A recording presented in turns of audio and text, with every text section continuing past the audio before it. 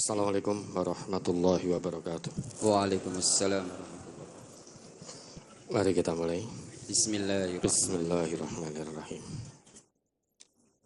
Ada yang perlu ditanyakan nih dari brosurnya, masih Toharoh bagian 11. Ya, ada beberapa pertanyaan dari brosur, Ustaz. Diawali dari brosur halaman 3.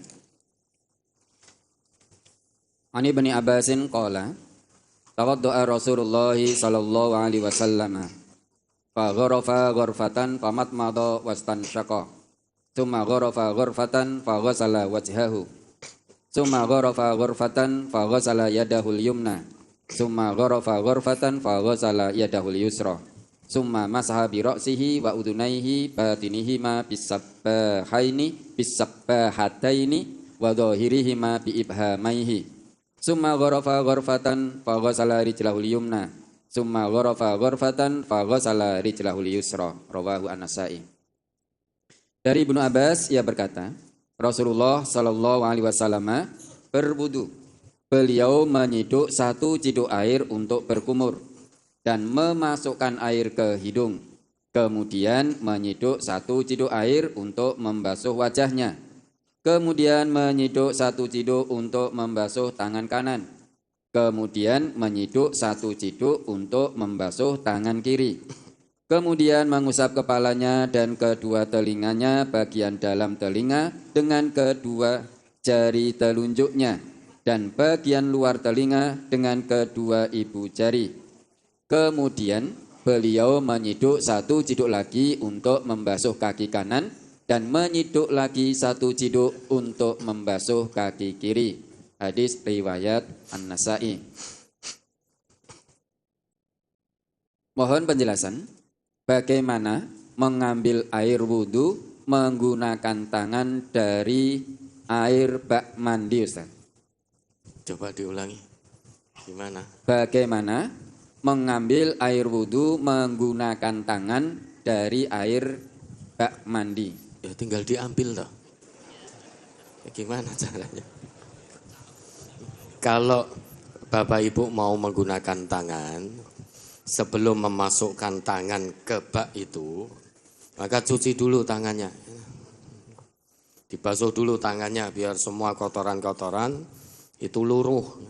Baru kemudian kalau mau menggunakan tangan ya tinggal diambil dengan kedua telapak tangan begitu. Masukkan terus ambil begitu. Tapi dengan catatan sebelum memasukkan tangan ke bak tadi, maka perlu untuk dicuci dulu kedua telapak tangannya sebagaimana yang dilakukan oleh Rasulullah. Ya, ada lagi. Halaman 5 masuk ke halaman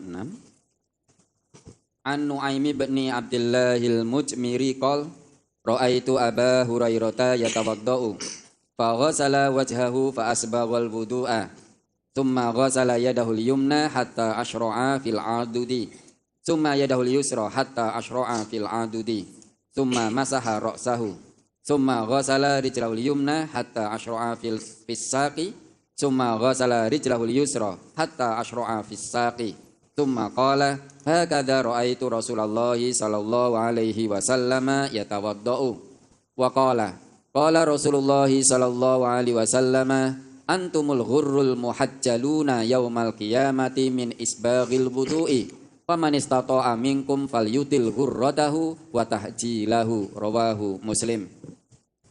Dari Nu'aim bin Abdullah Al-Mujmir ia berkata, aku melihat Abu Hurairah berwudu. Dia membasuh mukanya dan menyempurnakan wudunya. Kemudian dia membasuh tangannya yang kanan sampai ke lengannya.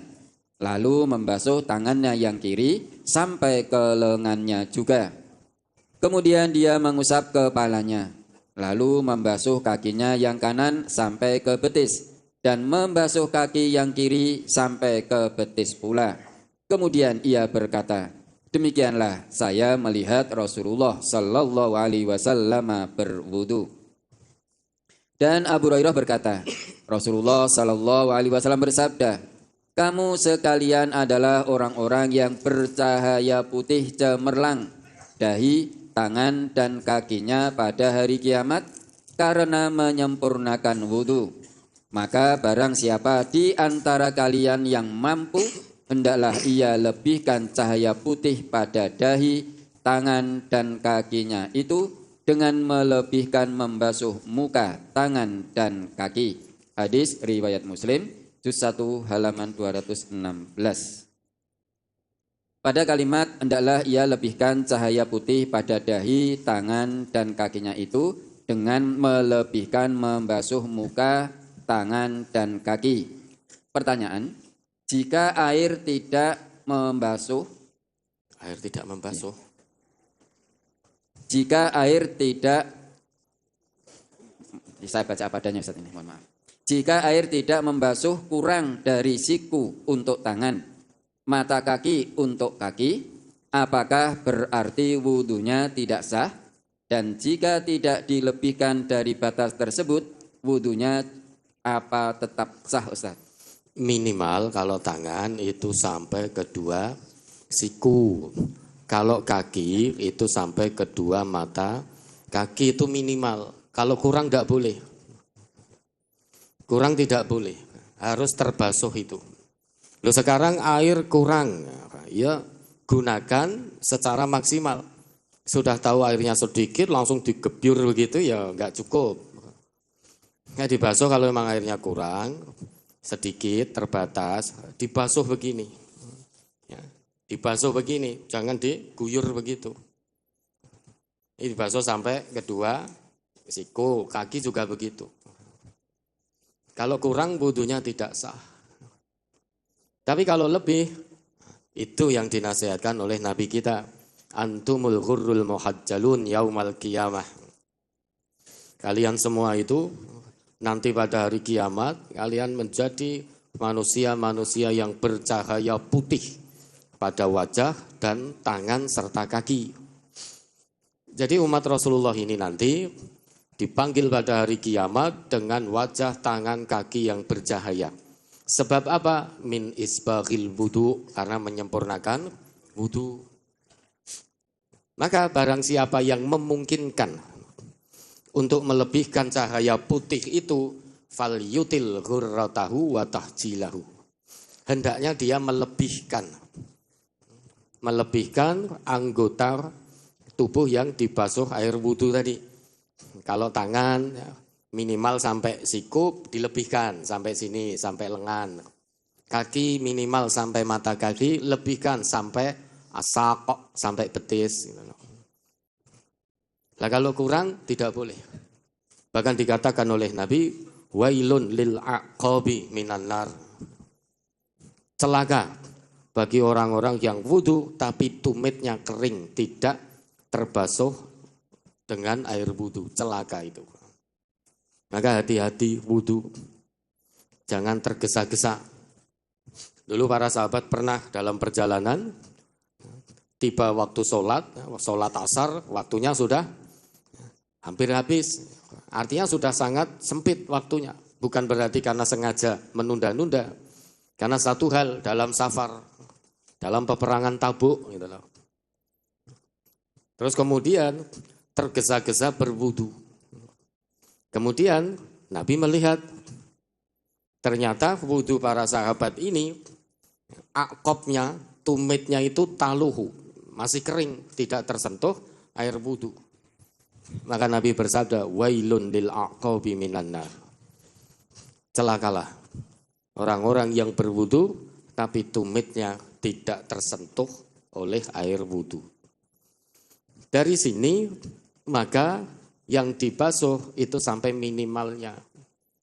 Kalau tangan ya kedua siku, kaki ya kedua mata kaki. Kalau kurang wudunya bermasalah, tidak sah itu di hadapan Allah.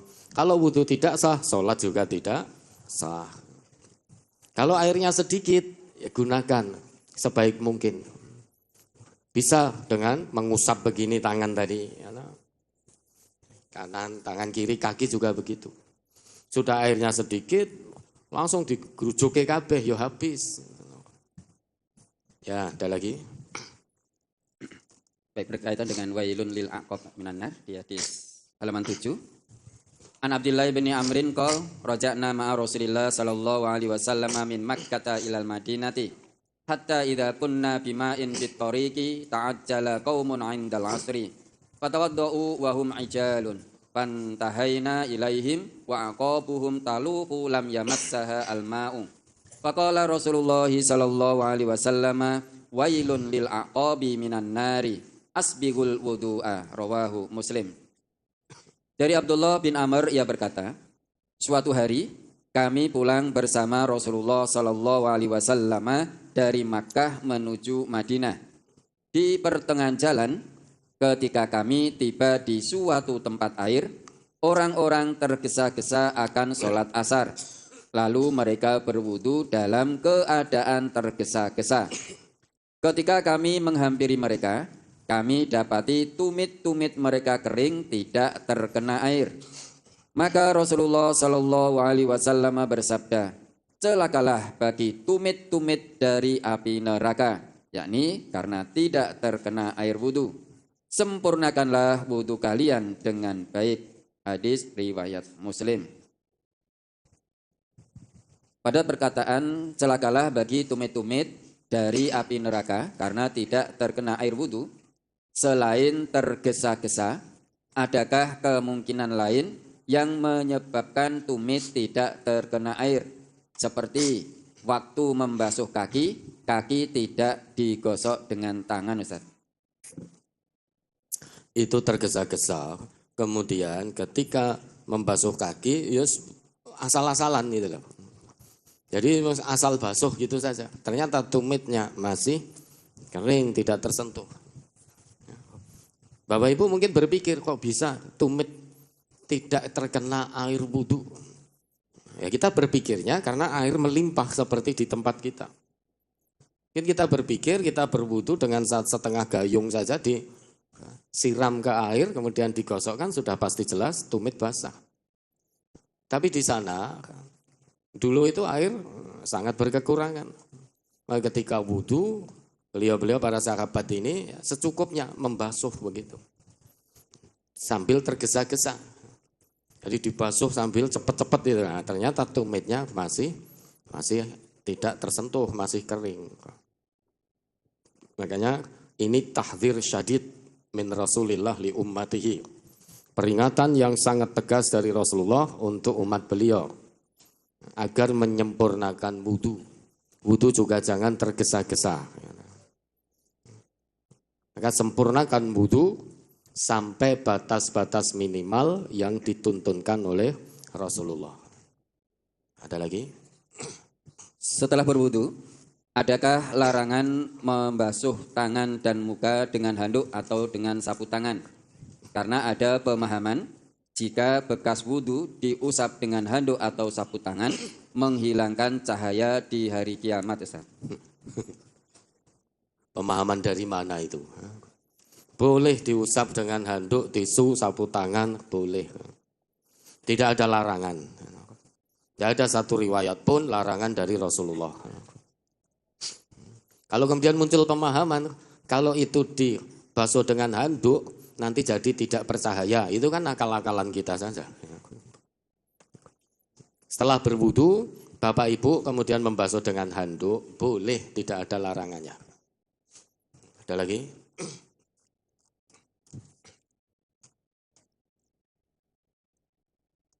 Sebelum suami saya meninggal, saya memiliki riwayat kecemasan yang berlebih mengenai ibadah.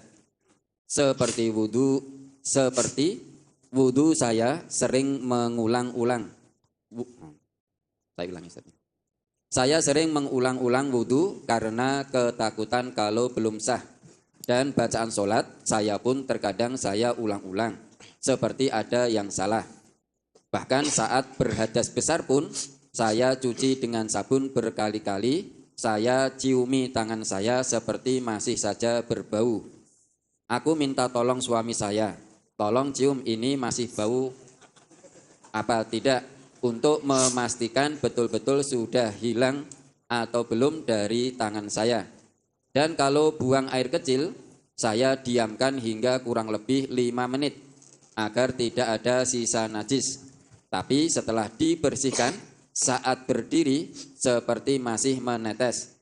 Kadang sampai waktu terbuang di kamar mandi, mau buru-buru sholat tepat waktu jadi mundur. Dan kecemasan saya bertambah Ustadz ketika saya menalkinkan suami saya yang meninggal mendadak saat silaturahim di rumah kerabat. Saya seperti paranoid terhadap perasaan saya sedikit-sedikit langsung tertuju pada kematian.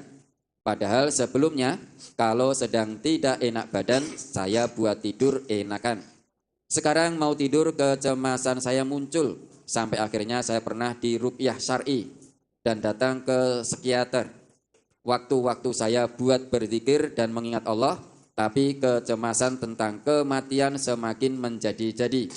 Saya takut jika sewaktu saya wafat, amalan saya belum cukup. Amalan apa Ustadz yang sesuai tuntunan dan hati tenang ketika mendengar kematian? Saat ini saya kalau mendengar tetangga menyalakan musik, tidak bisa melarang dan tidak bisa mendengarkan karena saya benci musik keras Ustaz. Allah itu kan sudah menegaskan, wa ma ja'ala 'alaikum fid-dini min haraj. Dia Allah tidak pernah menjadikan agama untuk kalian itu kesukaran. Agama ini mudah, agama dari Allah ini mudah dijalankan. Tapi kenapa kita mempersulit diri? Kalau yang dilakukan ini seperti ini, itu namanya berlebih-lebihan dalam agama. Memberat-beratkan diri dalam menjalankan agama. Ini was-was, gangguan setan. Mau wudu, bismillah. Sudah kumur, wah enggak sah ini, ulangi lagi. Bismillah, terus wudu, kumur, habis itu istinsak, wah sepertinya belum masuk air ini. Ke hidung, sedot meneh, ulangi lagi, tili-tili. Kedinginan, basah kuyup. Waktunya sholat sampai habis. Ketika mandi dari haid, berjam-jam di kamar mandi. Sudah selesai mandi, kemudian pakai handuk. Wah handuknya ini tadi saya jemur di luar. Ini kena angin, angin menerbangkan debu, debunya ada ompolnya, pipisnya. Kena ke handuk saya najis, saya pakai untuk, ya, saya gunakan, habis mandi berarti saya najis lagi, mandi lagi. Terus habis gitu, tadi ketika mandi haid, saya bersihkan darah haid, masuk ke kuku-kuku sini. Darahnya masuk ke pori-pori. Terus kemudian tangan ini aku gunakan nyentuh kepala, nyentuh tubuh, darah berarti melekat ke sini. Wah najis, mandi lagi. Sampai kukunya cabuti kabeh. Misal sudah selesai semuanya. Mau keluar kamar mandi, merasa ada percikan air dari kamar mandi. Wah ini najis ini, mandi lagi. Sampai kapan mau menuruti kata setan begitu? Tampaknya baik toh? Ingin menyempurnakan toharah toh? Tampaknya baik sekali. Setan itu Bapak Ibu punya banyak jalan menggelincirkan manusia dari Allah. Kalau setan tidak berhasil membujuk manusia agar bermaksiat secara vulgar, setan tidak kehilangan akal. Dia akan membisikkan sesuatu yang tampaknya indah. Tadi kan indah sekali, biar sempurna toharohnya. Biar hilang najisnya. Buang air kecil, terus disabuni ngantek. Sabun entek ya. Dibau-bau begini, baru suaminya suruh membau. Coba mas, masih bau enggak? Coba, kok sulit sekali beragama? Sulit sekali, itu bisikan setan, dilawan Bapak Ibu, jangan diperturutkan. Cara melawannya bagaimana? Ya sudah, bismillah, wudhu seperti biasa, sesuai urutannya, selesai. buang air kecil, istinja, sudah selesai. Pasti tetap akan ada bisikan setan, belum suci itu, belum sah mandimu, tidak usah dipedulikan bisikan ini. Andukmu itu kena najis, katakan ben, itu aja dah. Tadi kamu jemur begini, wah, najisnya diterbangkan oleh angin, nempel ke handukmu, biar, katakan. Pokoknya anduan dah selesai. Nabi kita akan bersabda, siapa yang berlebih-lebihan dalam agamanya, memperberat agamanya, pasti dia kalah. Kondisi seperti ini tadi, akhirnya capek, lelah. Mau wudhu, itu udah haras-harasan. Karena bayangannya, wudhu tidak bisa, langsung sekali selesai. Di benak itu sudah ada bayangan, nanti harus berulang-ulang wudhunya. Sampai teler, ya. Sampai lelah. Akhirnya kalah toh. Sehingga mau wudhu malas. Sholat juga begitu. Sampai habis waktu sholat, takbiratul ihram gak jadi-jadi. Allahu Akbar. Allah gak jadi-jadi. Karena neng ati urung matek gitu. Jadi Allah gak jadi. Allah gak jadi lagi. Sampai selesai sholatnya, jamaahnya. Iki cik Allah gak jadi-jadi. Sehingga lama-lama mau berdiri sholat itu males sekali. Kenapa males? Karena sudah terbayang capeknya, terbayang lelahnya. Maka Nabi bersabda, siapa yang memperberat dalam agama, menjadikan agama ini berat, memperberat dirinya sendiri, illa ghalabahu. Wala yushadda hadadin illa ghalabahu. Itu sabda Nabi. Dan sekali-kali tidak ada yang memperberat agama bagi dirinya kecuali dia akan kalah. Menjalankan agama jadi males. Karena sudah terbayang capeknya, lelahnya. Setiap datang panggilan adzan, datang waktu sholat, sudah gelisah kita. Gelisah karena apa? Karena di depan mata sudah terbayang capeknya wudhu, capeknya sholat. Karena nggak sekali jadi, berulang-ulang. Nanti mau mandi janabah, mandi haid, itu tambah males lagi. Karena tidak selesai-selesai, bisa 1 jam, 2 jam, 3 jam. Sampai tili-tili, ya, kedinginan. Sehingga mau menjalankan perintah agama, sudah malas, berat. Padahal Allah sendiri yang mengatakan, yang punya agama ini Allah. Dan Allah sudah tegaskan, wa ma ja'ala 'alaikum fid-dini min haraj. Tidak ada kesukaran dalam menjalankan agama. Kenapa kita mempersulit diri? Allah saja yang punya agama ini, itu menjadikan mudah. Nah, karena ibu menuruti was-was dari setan ini, akhirnya jadi gelisah. Cemas berlebihan. Nanti kalau wudhu saya tidak sah, mandi janabat, mandi haid saya tidak sah. Kemudian najis masih tersisa padahal sudah disabuni. Ini nanti kalau saya mati, saya di neraka. Wah, cemas berlebihan. Keadaan itu bukan orang lain yang membuat, tapi diri kita sendiri. Dan Allah tidak akan pernah merubah keadaan seperti ini sampai kita berazam merubah diri sendiri. Selamanya tetap akan seperti ini. Kecuali kita berazam merubah keadaan seperti ini. Yakinlah dengan janji Allah. Allah itu menjadikan mudah kok. Kenapa kita mempersulit diri? Maka begitu wudhu, udah sekali wudhu selesai. Tidak usah diulang-ulang. Dalam sholat juga begitu. Dah menghadap kiblat, dah bismillah, takbiratul ihram. Langsung selesai.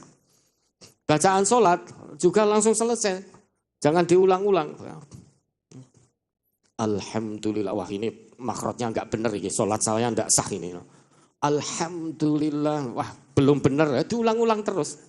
Sehingga mau sholat hanya gara-gara rumangsane makhrajnya belum benar, terus ada yang memberitahu sholatnya tidak sah, lama-lama enggak mau sholat, angelmen mau sholat itu.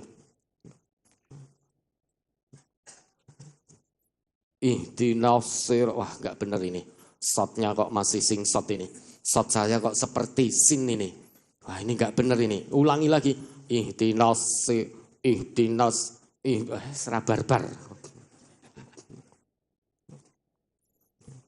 Maka itu jangan diperturutkan. Bisikan setan begitu. Udah bacaan sholat semaksimalnya wong Allah saja perintahkan. Baca yang paling mudah dari Quran. Faqra'u ma tayassara minal Quran. Bacalah yang menurutmu paling mudah. Kenapa kita mempersulit diri? Allah saja yuridullahu bikumul yusra wala yuridu bikumul usra. Allah itu menghendaki kemudahan untuk kita. Dan Allah tidak pernah menghendaki kesulitan untuk kita dalam agama. Kenapa kita mempersulit diri? Nah, bismillah Ibu ya. Mulai detik ini bismillah berubah. Wudu sekali jadi. Meski jenengan masih ada bisikan, saya yakin tetap ada bisikan. Selesai wudu tetap masuk itu. Wudunya enggak sah, enggak ini. Udah, jangan dengarkan bisikan itu. Terus kemudian sholat, sudah sekali jadi, tidak diulang-ulang. Itu dalam rangka ikhtiar kita untuk berubah. Kalau terus-terusan seperti ini, ibu lelah sekali, lelah, tidak ada yang sanggup. Maka pesan Nabi tadi, sabda Nabi, siapa yang memperberat agama untuk dirinya, pasti dia kalah. Pada akhirnya menjalankan agama malas, karena tampak berat sekali. Kematian itu ibu-ibu, tidak perlu dipikirkan. Kita mikir atau tidak mikir, tetap mati kalau sudah waktunya. Maka kematian itu hanya perlu dipersiapkan. Harusnya ibu bersyukur atas pertolongan dan ridho Allah. Ibu setiap saat ingat kematian. Berarti ibu menjalankan perintah Rasulullah, aksiru min dzikri hadimil ladzat. Itu perintah Nabi. Perbanyaklah kalian mengingat pemutus kesenangan dunia. Apa itu? Al-maut, kematian. Rasulullah bersabda demikian bukan untuk menakut-nakuti kita. Jika kita ingat kematian bukan untuk cemas berlebihan. Sabda Rasulullah ini bukan untuk membuat kita anxiety. Tapi beliau bersabda demikian agar kita mempersiapkan bekal menghadapi hari kematian. Yaitu dengan iman plus amal soleh itu. Man kana lil mauti dzakiran kana lil mauti musta'iddan. Siapa yang selalu ingat mati, pasti dia siap menghadapi kematiannya. Dengan apa? Dengan amal. Amal soleh, bukan amal toleh. Maka Bapak Ibu tidak perlu risau tentang kematian. Kematian itu tidak usah dipikirkan, tapi dipersiapkan. Dan persiapan terbaik kata Allah, wa tazawwadu fa inna khairaz zadid taqwa. Berbekallah kalian menghadapi perjalanan yang sangat panjang. Perjalanan sangat panjang itu setelah kehidupan dunia ini. Begitu selesai kehidupan dunia kita mati, kita akan memasuki perjalanan hidup yang sangat panjang, tanpa ujung, tanpa tepi. Tapi Allah berpesan, untuk menghadapi perjalanan itu, carilah bekal. Bekal terbaik hanya takwa. Takwa itu iman dan pengakuan iman dibuktikan dengan amal soleh. Rumusnya berarti iman plus amal soleh sama dengan takwa. Kalau hanya iman, ngaku iman tok, tidak dibuktikan dengan amal soleh, ya belum sama dengan takwa. Amal baik tok tanpa iman kepada Allah juga tidak melahirkan takwa. Rumus Al-Quran itu selalu iman tambah amal soleh sama dengan takwa. Artinya ngaku iman, kemudian buktikan pengakuan imannya dengan mencintai amal soleh. Setiap saat. Insya Allah itu bekal terbaik karena takwa. Amal soleh ini Bapak Ibu tidak hanya sebatas sholat, puasa, itu sudah jelas harus didirikan dengan baik. Tapi amal soleh dalam Islam ini syumul, menyeluruh. Yo ibadah, yo muamalah. Sholat baik, puasa baik, bagi yang mampu haji. Tapi amal soleh itu juga termasuk berkata jujur, tidak curang, tidak mengurangi timbangan. Kalau timbangan badan dikurangi boleh. Ya, no. Tapi kalau dagangan haram hukumnya. Tidak sogok suap, itu bagian amal soleh. Jadi amal soleh itu ada dua Bapak Ibu. Yang pertama, saat kita mengerjakan perintah Allah dan Rasul, itu amal soleh. Yang kedua, saat kita meninggalkan larangan Allah dan Rasul, itu juga amal soleh. Sehingga amal soleh itu tidak hanya mengerjakan plus meninggalkan, itu amal soleh. Dua amal soleh itu. Sholat, alhamdulillah sudah. Kemudian tinggalkan kebohongan, itu juga amal soleh, berarti berkata jujur. Tinggalkan lesan yang kasar, berarti lesannya santun, tidak caci maki dan lain sebagainya. Mencari rezeki halalan thayyibah, itu juga amal soleh. Senyum pada saudaranya, karena Allah itu juga amal soleh. Masuk kamar mandi, mendahulukan kaki kiri dan berdoa, keluar kaki kanan dan berdoa, itu juga amal soleh. Begitu banyak amal soleh yang Allah siapkan untuk hambanya yang beriman. Bahkan dari mau tidur sampai bangun tidur, sehari semalam, itu amal soleh Allah siapkan semuanya. Mau tidur, berdoa, itu amal soleh. Mau makan, minum, baca basmalah, selesai berdoa, itu amal soleh. Termasuk memaafkan kesalahan saudaranya, itu amal soleh juga. Menahan amarah, tidak melampiaskannya ketika marah, itu amal soleh juga. Suami menjalankan kewajiban pada istri, itu amal soleh. Istri menjalankan kewajibannya kepada suami, itu amal soleh juga. Maka mari Bapak Ibu, buktikan pengakuan iman kita dengan amal soleh. Qul inna sholati wa nusuki wa mahyaya wa mamati lillahi rabbil alamin. Orang Islam harus begitu. Katakan Muhammad, sesungguhnya sholatku, ibadah, nusukku, aktivitas hidupku. Wa mahyaya, itu aktivitas hidup. Ya tidur, ya makan, minum, bekerja, berolahraga. Apapun aktivitas hidup harus lillahi rabbil alamin. Bagaimana mengandung ridho Allah. Berarti aktivitas hidup yang dilakukan jangan dekat-dekat dengan larangan Allah dan Rasul. Kalau aktivitas kita menerjang larangan Allah dan Rasul, tidak mungkin lillahi rabbil alamin. Berarti lisyaitonir rajim. Sampai mati kita pun Bapak Ibu, mari kita usahakan dan mohonkan kepada Allah supaya lillahi rabbil alamin.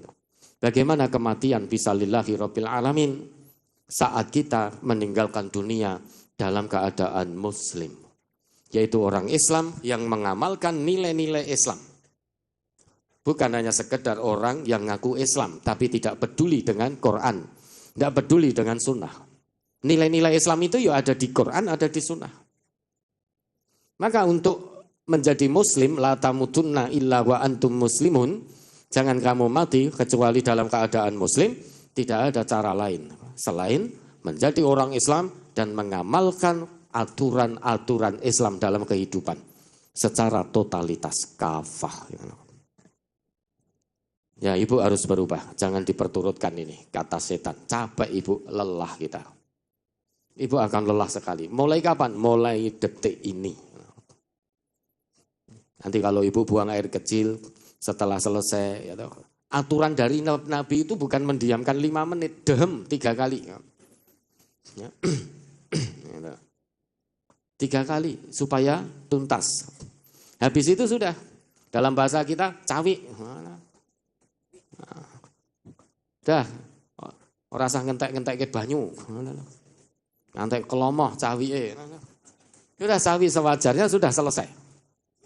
Ya, habis itu kalau mau wudhu sekali selesai, dah keluar dari tempat wudhu atau dari kamar mandi keluar sudah. Habis itu menghadap kiblat, bismillah, sholat. Sekali jadi. Ketika ibu mau mengawali sholat, pasti saya yakin masih ada bisikan, Allah, pengen baleni, udah enggak usah diturutkan, terus saja sholat, lanjutkan. Sah sholatnya, siapa yang mengatakan sah? Allah. Dan enggak usah memperberat diri menjalankan agama ini. Kalau begini nanti ibu susah sekali. Ini pakaian yang dipakai sekarang, nanti mau sholat duhur ke kamar mandi ganti pakaian dulu. Ketika mau lepas pakaian saja, tangannya digosok-gosok dulu pakai sabun. Karena ini tangan ini bisa jadi menyentuh debu. Ini kok debunya kene enek najise. Kalau mau lepas pakaian, mau pegang pakaian yang baru untuk sholat, nanti khawatir kena najis. Mau sampai kapan begini? Ayo berubah ibu. Tanamkan dalam jiwa, bismillah aku harus berubah. Karena Allah menjadikan agama ini mudah. Allah melarang aku untuk mempersulit diri dalam agama. Kalau aku terus-terusan begini, justru dosa yang didapat, bukan pahala. Jangan diterus-teruskan, lelah, sudah lelah. Akhirnya kalah nanti. Tidak mau sholat, tidak mau wudhu, tidak mau beristinja, tidak mau bertoharoh. Kenapa? Capek, lebih capek daripada capeknya pemain sepak bola. Lebih capek daripada petinju. Capek karena ini tidak ada ujungnya. Terus begitu, paling tidak wudhu sehari 5 waktu. Sholat juga begitu, capek sudah. Kalau kita memperberat diri. Pokoknya ambil keringanan dari Allah dalam agama ini. Allah tidak pernah memperberat kita menjalankan agama. Agama itu mudah. Dan itu yang dikehendaki Allah kepada hambanya. Allah tidak pernah menghendaki kesulitan bagi hambanya. Ada lagi?